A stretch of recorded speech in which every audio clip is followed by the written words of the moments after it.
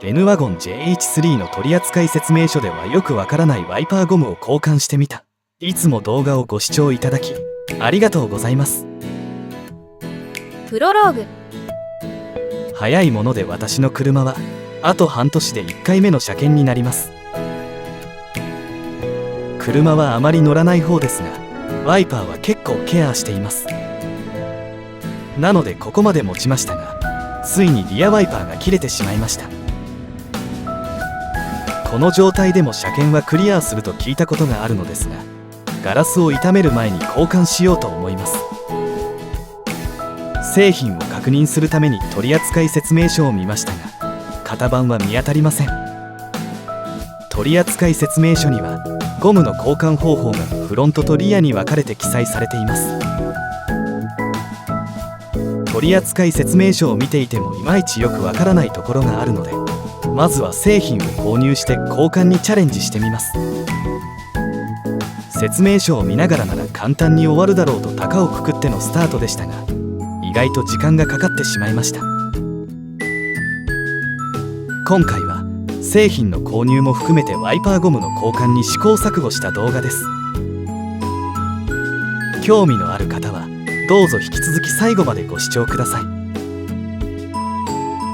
製品の選択と調達。私の見方が悪いのか、カーショップに行っても目的のワイパーゴムが以前より見つけにくくなりました。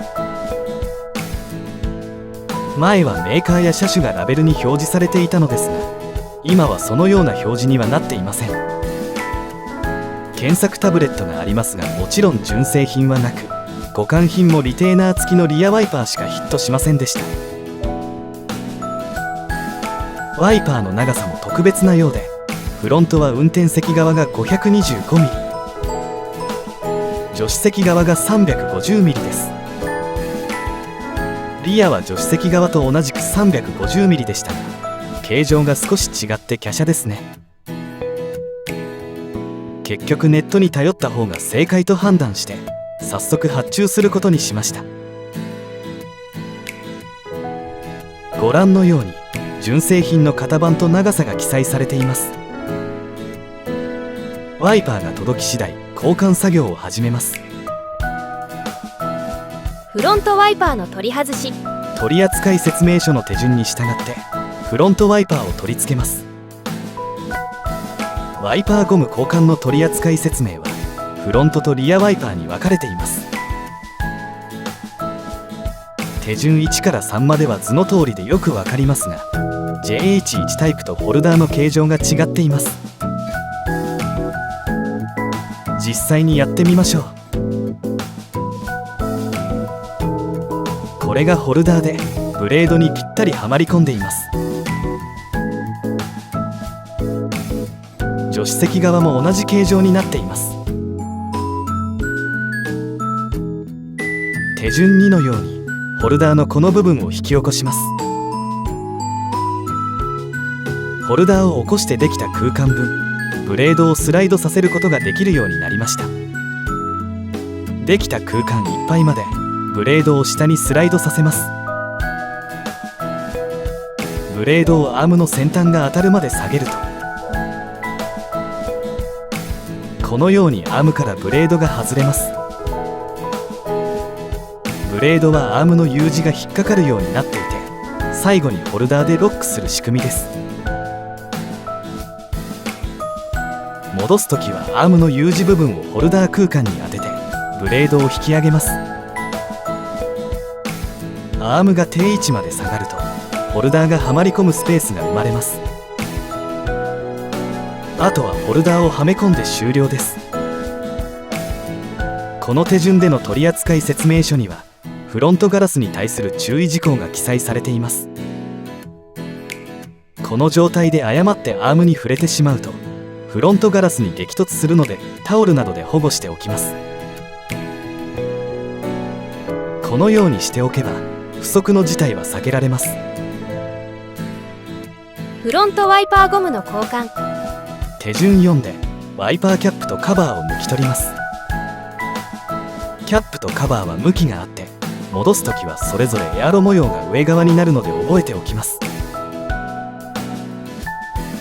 ワイパーゴムは両端にキャップ固定用のロック穴、中ほどにブレード用の固定穴があります。キャップには爪があってゴムの固定穴にはまり込むようになっています。取り付けるときはカバーが邪魔をするのでうまく避けながらロック穴にはめ込みます。確実にロック穴にはまっていないといつの間にか飛んでなくなってしまいます。説明図8にキャップの合わせ位置がありますが、固定されると手応えがあります。キャップをロックから抜き取ったらカバーも抜き取ります。カバーはただ差し込んであるだけなので簡単に外れます。これを上下とも行って手順5に進みます。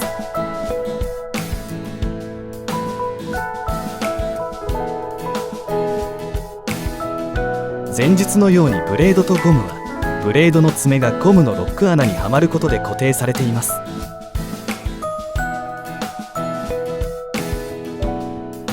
ロック穴の片側はスロープになっています。ブレードの爪は外側が R になっているのでこの画面では右方向に引き抜きます。助手席側も同じように行います。長さが違うだけで構造は同じです。ゴムにはリテーナー用の溝が切ってあります。外したリテーナーを新しいワイパーゴムの溝に合わせて取り付けます。リテーナーには反りと書き込みがあるので図に従って取り付けます。取り付けにくいですがゆっくり手順を踏めば大丈夫です。分かりにくいので記上でもう少し詳しく説明をします。ロック穴を右寄りにして右が上側左が下側です。ゴムはこの爪でロックされますが実は反対側にも爪があります。ゴムを左右反転させて取り付けるとこちらの爪を使うことになります。それでも取り付けは可能ですが上側で固定した方がより安定するようです。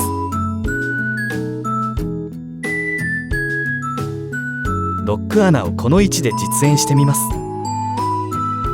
ロック穴の左側にスロープがあるのでブレードは左側下側から差し込むことになります。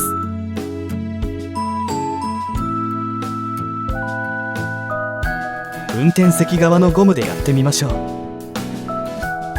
右が上側ですからホルダーを右にして左から差し込みます。こんな感じです。スロープをブレード右側の爪が乗り越えてロックされます。できました。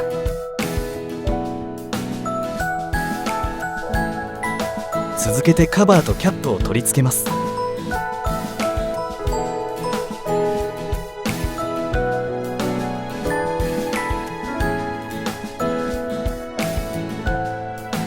反対側です。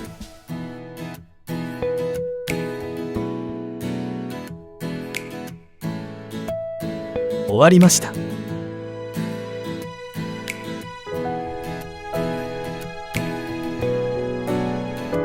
ブレードの復旧。ゴムを交換したワイパーを戻します。順番は助手席側からなのですが撮影のため運転席側を先にしています。前述の手順でアームにブレードを取り付けてホルダーで固定します。続けて助手席側も同じように戻して終了です。リアワイパーゴムの交換。リアワイパーはフロントのフラットワイパーと違って風の影響が少ないからか昔ながらのトーナメントワイパーです。取扱説明書ではブレードを取り外すように記載されていますが外さなくともゴムの交換はできます。今回はブレードをつけたまま交換しますがブレードの外し方が図では分かりにくいのでまず最初にやってみます。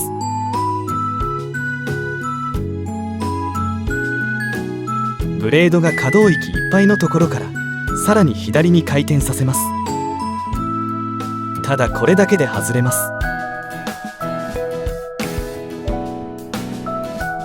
戻すときはアームヘッドをここに通して有事の溝に合わせて差し込むだけです。有事の溝に入れるにはこのくらいの角度が必要です。あとは右に回転させるだけです。1回成功すればもう大丈夫です。ゴムを引き抜くにはブレードの先端をこの角度でつまんで引き出します。先端を引き出すのに指先に少し力が必要です。先端が抜けてしまえばフロントワイパーのような中間ストッパーがないのでスルスルと抜けてきます。こんな感じです。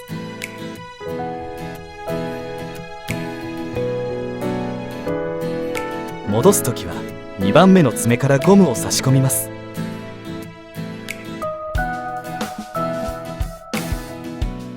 ブレードはアームに平行にするようにします。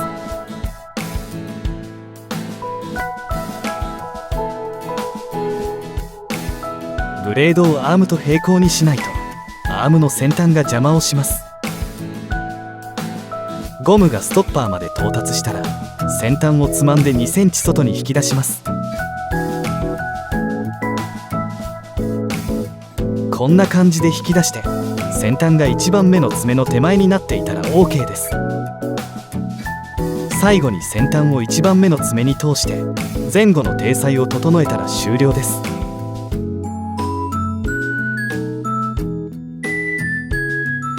終わりました。完成と試験。取り替えが終わったので水を吹きつけて拭き取り状態を見ます。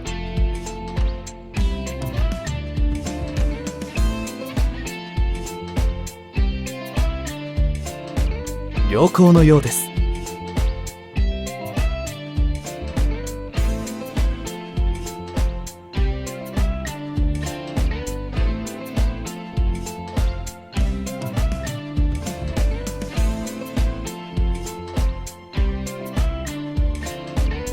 リアです。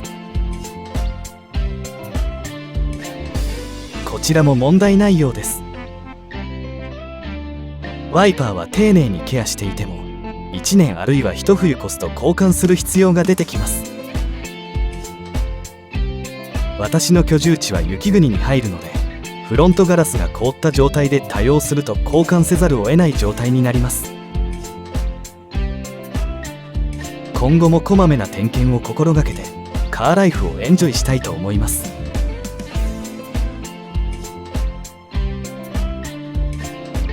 今回も最後まで動画をご視聴いただきありがとうございました。次回作にどうぞご期待ください。チャンネル登録と通知をオンにお願いします。